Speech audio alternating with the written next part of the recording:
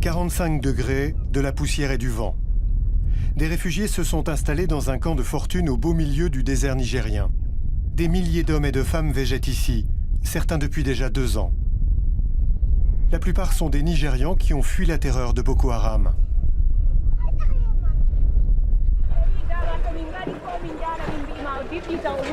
Une organisation humanitaire a foré un puits indispensable à leur survie.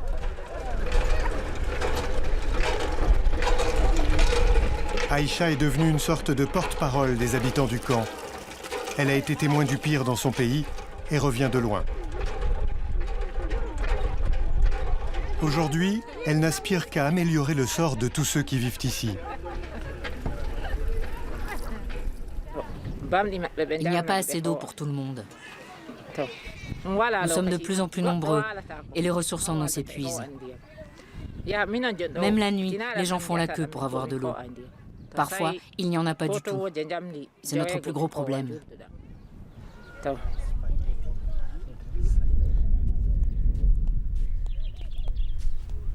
Aïcha ne souhaite pas évoquer sa fuite du Nigeria ni le massacre de sa famille. Ses souvenirs sont trop douloureux.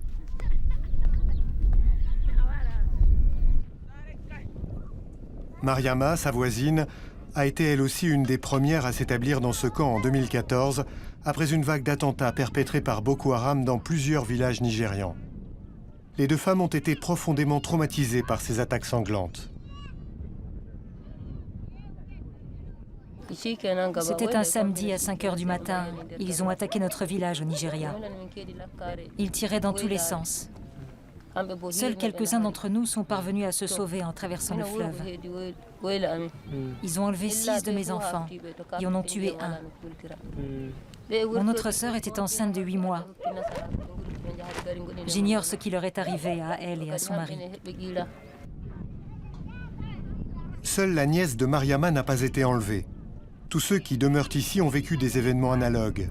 Pour les réfugiés, cette existence à la lisière du désert est très éprouvante. Mais les habitants du Niger pâtissent eux aussi du terrorisme et du malheur qui frappent leurs voisins. Sur le plan linguistique et culturel, les 2 peuples sont très proches. De ce fait, les conflits ethniques sont rares.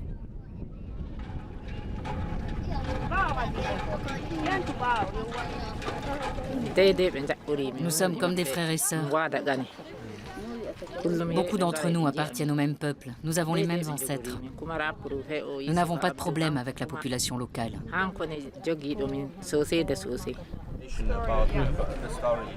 L'aide alimentaire des ONG étrangères n'est assurée que par intermittence.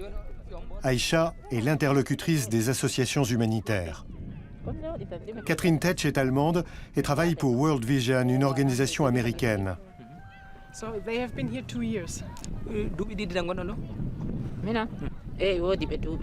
Aïcha lui résume la situation dans le camp. De nouveaux réfugiés affluent tous les jours du Nigeria.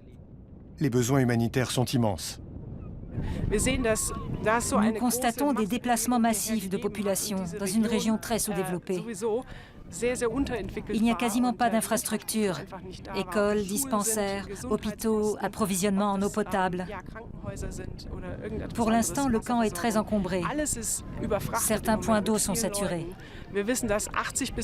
C'est une situation qui risque de dégénérer d'un jour à l'autre.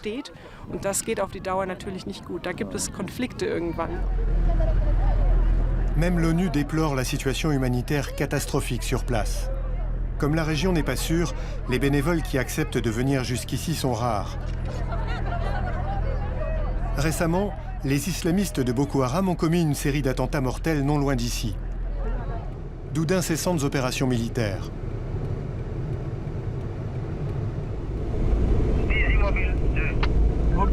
Sur la route de Difa, les services de sécurité nigériens diffusent soudain une alerte. Notre garde du corps nous la transmet. Stop, I have a security message. Il paraît que les insurgés auraient attaqué le village de Woro, situé entre Guesquerou et Gagam. On dénombre au moins 3 morts et beaucoup de blessés du ratissage de l'armée qui va certainement avoir lieu dans le secteur. Dans ces cas-là, les étrangers ont pour consigne de rallier aussitôt la capitale de la province, Difa. Le gouvernement et l'armée du Niger veulent éviter à tout prix que des ressortissants étrangers ne soient la cible d'un acte terroriste de Boko Haram. La situation est particulièrement dangereuse pour les Blancs qui peuvent être victimes d'enlèvements à tout instant. Le commandement de l'armée est en liaison directe avec notre chauffeur. Un attentat de Boko Haram au Niger visant des étrangers aurait des répercussions négatives sur le pays. Difa est une ville d'environ 60 000 habitants. Le conflit militaire a donné le coup de grâce à une économie déjà fragile. De nombreuses activités ont été interdites. La population est frustrée. Depuis l'événement de Boko Haram, là, vraiment, il n'y a pas de travail. Chaque semaine, on peut y avoir vraiment des attaques qui sont meurtriers. Ils ont parti, donc ils ont égorgé un infirmier, donc et ils ont pris leur enfant, ils sont partis. Donc à chaque fois, ils ont coupé un infirmier ici à quelques 60 km, je ne sais pas.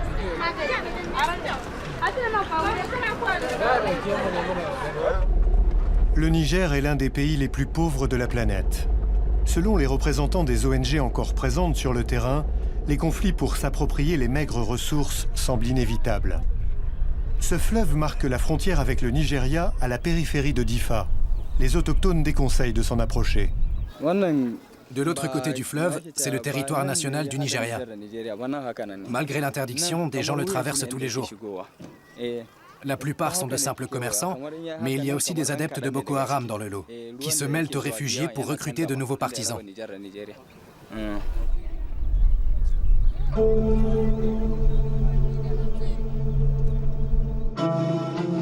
La région frontalière au carrefour du Nigeria, du Niger et du Tchad est ravagée par la guerre depuis 3 ans. Dans le nord-est du Nigeria, les djihadistes de Boko Haram ont conquis des régions entières. Le conflit s'étend aux pays voisins, Niger, Cameroun et Tchad. L'organisation terroriste se revendique de l'État islamique en Afrique. Son objectif, instaurer un califat. Elle est combattue par une coalition internationale. «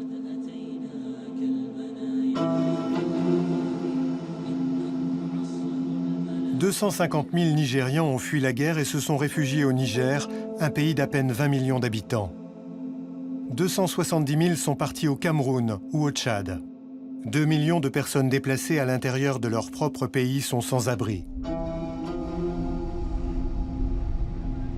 Le Niger n'a pas les ressources suffisantes pour gérer l'afflux de réfugiés ou pour combattre les bandits armés et les djihadistes. L'État s'efforce cependant de reloger les réfugiés dans des camps mieux équipés.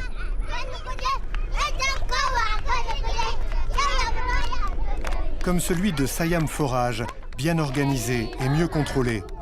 Il est administré par le Haut Commissariat des Nations Unies pour les réfugiés et abrite à l'heure actuelle environ 5000 personnes, dont plus d'1 millier d'enfants. Babangana Ali, 25 ans, est arrivé comme réfugié il y a 2 ans.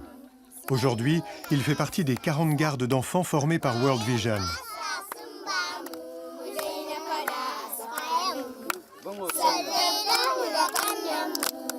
Il partage avec les enfants le traumatisme de l'expulsion.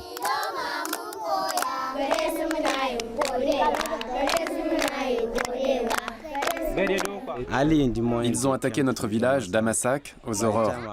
Ça tirait de tous côtés. J'ai entendu les coups de feu, j'ai traversé le fleuve à la nage et je suis entré au Niger.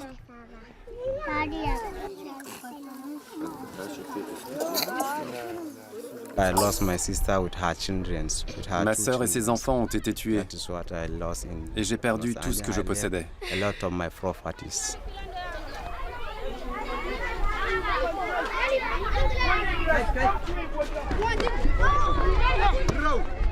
Le foot et les cours de peinture rythment le quotidien des enfants.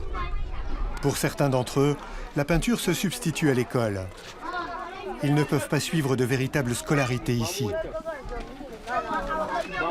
À Sayam Forage, beaucoup d'enfants vivent sans leurs parents. Ils sont confiés à des frères et sœurs ou des parents éloignés.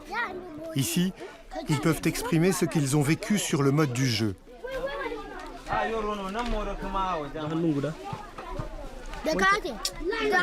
Toutes les familles, sans exception, ont perdu des proches et vécu l'horreur.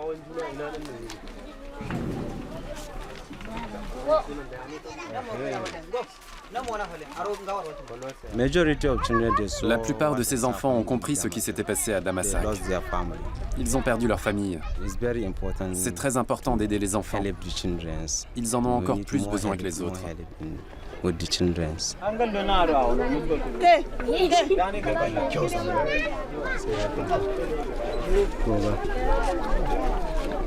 Un exercice tout simple pour développer le sens de l'hygiène. Babangana Ali estime que c'est un travail primordial, car le camp est truffé de vermine, de poussière et de germes pathogènes qui, faute de soins médicaux, présentent une menace pour la vie des enfants.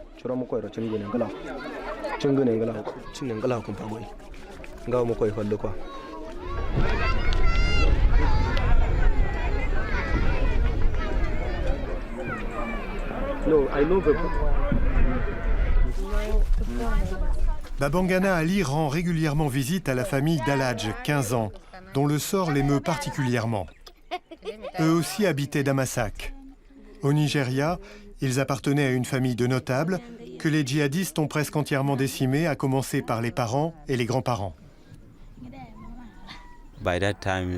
Aladj a réussi à franchir le fleuve. Il a nagé pour sauver sa peau. Il faisait partie d'une famille nombreuse qui se retrouve complètement éparpillée. Et il en souffre.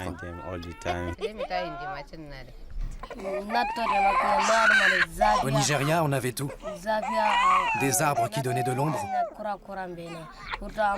Un fleuve dans lequel on pouvait se baigner. Il y fait moins chaud aussi. Il règne une fraîcheur agréable. Ici, la chaleur est insupportable et on est loin de tout, en plein désert. Même pour chercher de l'eau, il faut marcher des kilomètres.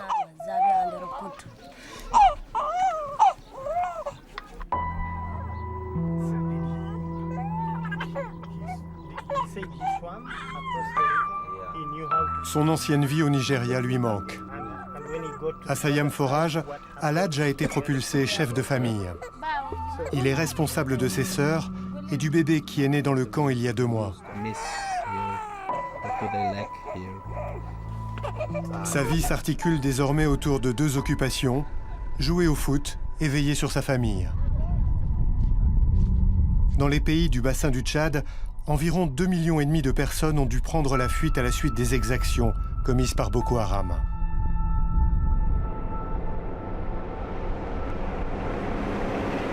À 1500 km se trouve Niamey, la capitale du Niger.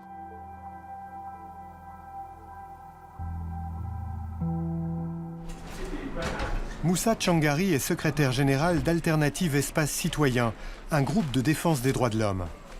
Il fournit régulièrement des rapports sur l'état des camps de réfugiés dans la région de Difa, où il habite. Il dénonce l'incompétence du gouvernement nigérien, dont la lutte antiterroriste aurait fait de trop nombreuses victimes parmi la population.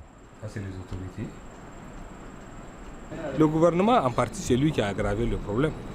En mai 2015, on a donné un ultimatum aux populations pour quitter les villages et les îles du lac Tchad. On leur a donné 3-4 jours seulement pour sortir. Donc beaucoup de gens ont quitté sans prendre leurs biens, sans rien faire. Et le gouvernement n'avait rien prévu pour leur accueil. C'était des milliers de gens. Et de l'autre côté, c'est aussi le gouvernement qui a pris toutes les mesures restrictives sur le plan économique. C'est-à-dire que interdiction de faire ça, c'est le gouvernement lui-même qui a pris ces mesures parce que pour le gouvernement, ça permettra d'assécher les sources de financement de Boko Haram. Mais ça a asséché aussi les sources de revenus des populations. Ces critiques à l'encontre du pouvoir lui ont coûté cher. Accusé d'être un partisan de l'opposition, Moussa Tchangari a plusieurs fois été emprisonné. Les défenseurs des droits de l'homme pointent aussi du doigt la communauté internationale, qui préfère financer de nouvelles bases militaires plutôt que de fournir une aide humanitaire. Que ce soit l'Allemagne, que ce soit la France ou les États-Unis, s'ils veulent aider le Niger pour arrêter le terrorisme ou tout ce qu'on veut, eh bien, ces gens, ils ont les moyens. Les pays européens sont dans une logique aujourd'hui de dire, nous, on doit les aider. Oui. Ils ont peur de la migration, ils veulent que nous, on fasse des gendarmes pour eux. Ils ont peur du terrorisme, leur objectif, c'est que le terrorisme reste peut-être ici et que ça n'aille pas là-bas. Donc, en fait, ils sont dans une logique de dire, à nous, les pauvres gens, de les aider. L'instabilité accrue et les problèmes sécuritaires au Niger sont des phénomènes que le journaliste India Mahaman observe depuis des années. Aux réfugiés de guerre dans le sud viennent s'ajouter des centaines de milliers de réfugiés économiques des pays voisins qui transitent par le Niger avant de tenter de rejoindre l'Europe. La gare routière de Niamey est une plaque tournante pour les réfugiés économiques. La grande majorité des Africains qui veulent passer illégalement en Europe partent d'ici pour se rendre dans le nord, puis gagner l'Algérie ou la Libye via Agadez. La présence d'un trafic de migrants au Niger est de notoriété publique. Les passeurs promettent aux migrants de leur faire traverser le désert, n'hésitant pas pour cela à leur faire courir des risques insensés. Il y a beaucoup de dangers. D'abord, traverser le désert, c'est un véritable défi. Il y a beaucoup de morts. Il y a beaucoup de femmes, des enfants qui meurent. C'est vraiment lamentable. Quand vous voyez ça, c'est pas bien, c'est pas du tout, c'est trop dangereux. Et c'est une zone qui est fréquentée par les trafiquants de drogue, par les trafiquants d'armes, des djihadistes, des terroristes de tout poil qui sont là-bas. Il y a tous ces dangers-là que les gens là sont en train de braver juste pour gagner l'Europe. Sur cette route, de nombreux réfugiés sont enlevés et torturés par des bandes de criminels qui veulent soutirer une rançon à leurs proches. De par sa position géographique centrale, le Niger est le principal pays de transit pour les migrants d'Afrique noire désireux d'aller en Europe. Environ 10 000 d'entre eux passent par le Niger chaque semaine. Mamadou Bari de Guinée-Conakry fait partie des migrants qui n'ont pas réussi à rejoindre l'Europe. Après une odyssée de plusieurs mois dans le désert, il a atterri à Niamey. Sur la route, on a vécu la prison, des incarcéries, des menaces avec armes, des vols, donc tout genre de choses, et des blessures aussi, beaucoup de maladies. Ça c'est un véritable désastre pour moi. Il n'y a pas eu de succès. Il n'y a pas eu de succès sur cette route. Ça a été un désastre, pour le dire. Donc, je suis entièrement désolé pour ça. L'Organisation internationale pour les migrations, l'OIM, tente d'aider ceux qui, comme Mamadou, sont revenus à la case départ. Son centre de transit à la périphérie de Niamey est financé en partie par l'Union européenne. L'institution est placée sous l'égide des Nations Unies.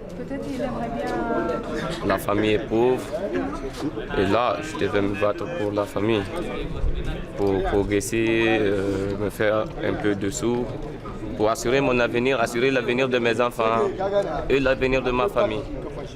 Quand on est homme, on est obligé de se battre pour assurer son avenir.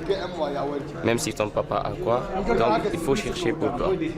C'était mon objectif, donc j'ai décidé d'aller loin pour aller chercher le bonheur. En Libye, j'ai été capturé par les Libyens, donc ils m'ont transféré directement à la prison. J'ai été maltraité par les Libyens. D'abord, les Libyens n'ont pas le respect pour l'être humain. Rien que ce jour-là, 100 jeunes migrants attendent dans le centre de transit de Niamey. L'OIM leur fournit les papiers manquants et paye le voyage de retour en bus. Du côté de la famille, mon papa est pour mon retour. C'est lui qui m'a dit de me retourner. Et là, on va avoir d'autres solutions. Voilà mon lit. C'est là où je dors. Depuis le début de l'année, l'OIM a aidé 4000 personnes à rentrer chez elles. La migration m'a assommé. Il y a ma plume pour me réveiller. La migration m'a assommé. Et je n'ai personne pour me consoler. Hey. Oh mon ego, c'est de la merde. Je dis c'est de la merde. La Méditerranée tue beaucoup de gens. La Méditerranée bouffe beaucoup de gens. Il n'y a plus à manger, il n'y a plus à dormir, il n'y a plus à manger, on n'a pas de santé. Niger 2016. Des dizaines de milliers de migrants en transit à travers le pays. Des centaines de milliers de réfugiés de guerre entassés dans des camps provisoires. De plus en plus d'attaques terroristes lancées depuis le Nigeria et le Mali. Le ministre de l'Action humanitaire, Lawan Magaji, réclame de toute urgence de nouveaux centres d'accueil plus sûrs pour les réfugiés au Niger. En outre, les frontières extérieures de cet immense pays doivent être mieux protégées. Mais la question cruciale est celle du financement. Le Niger a besoin de 700 millions d'euros et fait appel au soutien de l'Europe. Nous sommes encerclés par des tensions, des foyers de tension qui font que nous recevons avec tout ce que nous avons comme maigres moyens, nous recevons des réfugiés de part et d'autre. Donc c'est pourquoi nous lançons un appel à ce que les partenaires puissent venir en appui au gouvernement du Niger pour que le gouvernement du Niger puisse prendre en charge de manière réaliste et de manière concrète. Donc c'est les besoins, en tout cas primaires, de ces personnes réfugiées, de ces près de 250 000 personnes aujourd'hui qui sont en train de vivre une situation intenable. Retour dans la province de Difa. Direction Ngigmi. Ce bourg, qui comptait jadis 5000 habitants, a dû faire face à l'arrivée soudaine de 5000 réfugiés. Les habitants, qui assurent leur subsistance par le seul produit de leur récolte, doivent partager le peu d'eau et de nourriture disponible. Malgré quelques menus conflits, la solidarité prédomine.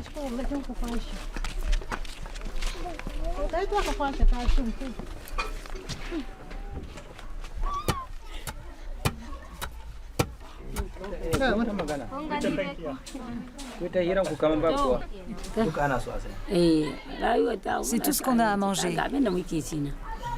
On n'a rien d'autre.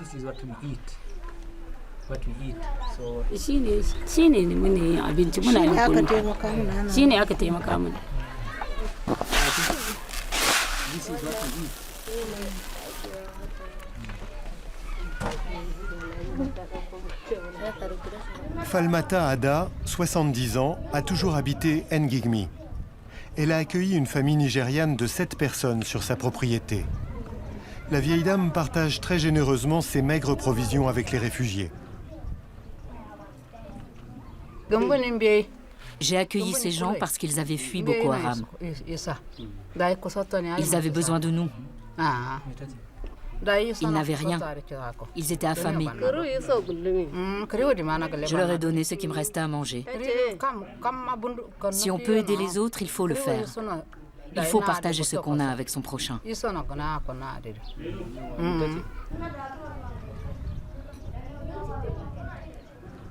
La famille loge dans une case en paille, juste à côté de la modeste habitation en pierre de Falmata Ada. Elle s'y sent en sécurité. Même si un jour ils retournent au Nigeria, ils n'oublieront jamais celle qui leur a ouvert ses portes.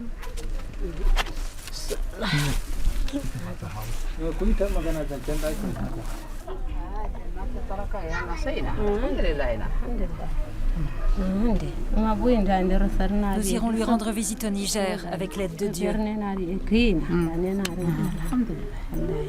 Falmata Ada n'est pas la seule habitante à avoir accueilli des réfugiés. Malgré la pauvreté et le climat d'insécurité, plusieurs de ses voisins ont fait honneur au sens de l'hospitalité nigérien. Niger, fin 2016. L'afflux de réfugiés menace de transformer ce pays pauvre, mais jusqu'à présent en paix, en nouvelle poudrière au cœur de l'Afrique.